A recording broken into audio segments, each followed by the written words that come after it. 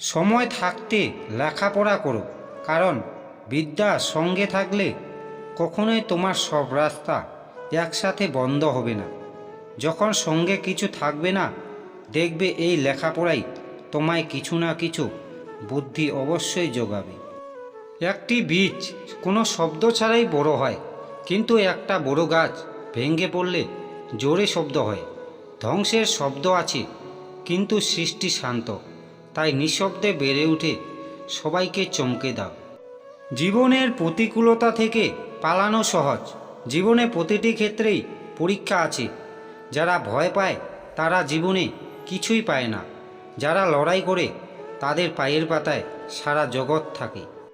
যার পরিবারে সাপোর্ট করার মতন কেউ থাকে না, সেই মানুষটাই বোঝে এই পৃথিবীতে মাথা উঁচু করে দাঁড়ানোর সংগ্রামটা কতটা কঠিন। সবচেয়ে সেরা মানুষ তারাই, যাদের অহংকার করার মতন অনেক যোগ্যতা থাকা সত্ত্বেও অহংকারের বিন্দুমাত্র তাদের ব্যবহারে থাকে না। খারাপ পরিস্থিতিতে নিজেকে মানিয়ে নাও, কারণ খারাপ পরিস্থিতিগুলোই মানুষকে ভালো কিছু শিক্ষা দিয়ে যায়। 5 টাকার কলম দিয়ে যদি কোটি টাকার হিসাব করা যায়, পচা পানিতে ফোটা শাপলা যদি জাতীয় ফুল হয়, তাহলে আপনাকে দিয়েও একদিন বড় কিছু হবে। অবস্থা আর পরিস্থিতি একদিন ঠিকই বদলে যায়। টাকা খুব ছোট্ট একটা শব্দ, অথচ এই ছোট্ট শব্দটার প্রভাব এতটাই বেশি যে এর অভাব হলে দেখা যায় হাহাকার, আর বেশি হলে বেড়ে যায় অহংকার। যদি ক্ষণিকের সুখ চাও তাহলে গান শুনে নাও। যদি একদিনের সুখ চাও তাহলে ভ্রমণে বেড়াতে যাও। যদি 2 মাসের সুখ চাও তাহলে বিয়ে করে নাও।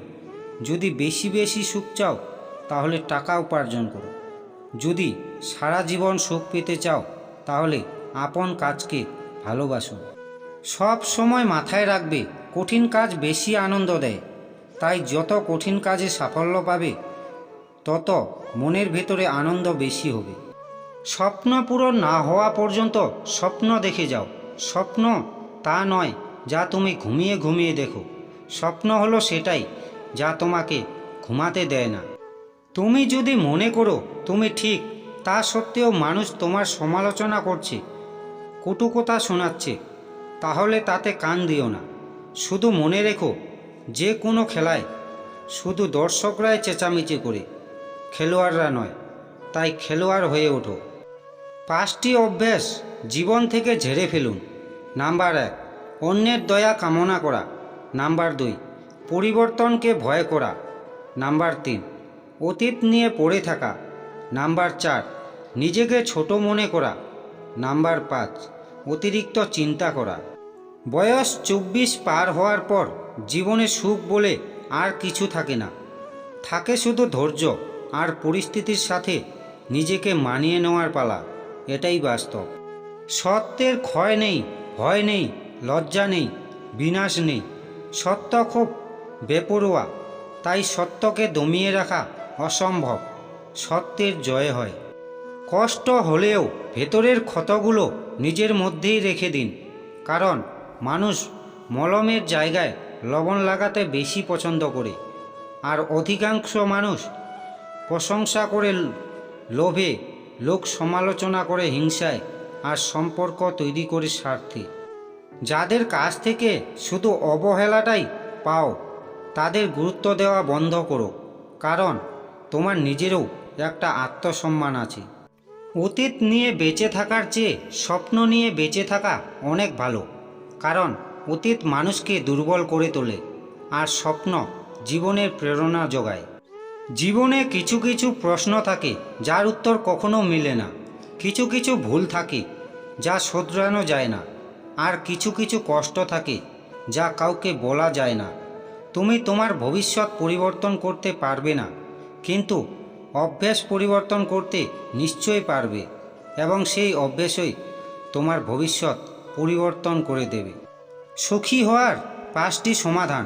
নাম্বার 1, নিজেকে সাধারণভাবে রাখার চেষ্টা করো। নাম্বার 2, কোনো কাজে হাল ছেড়ে দিও না। নাম্বার 3, সব কিছু ভালোভাবে চেষ্টা করো।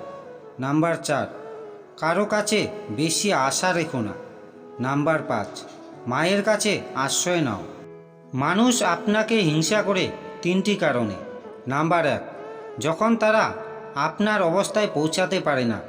নাম্বার 2, আপনার যা আছে তাদের সেগুলো নেই।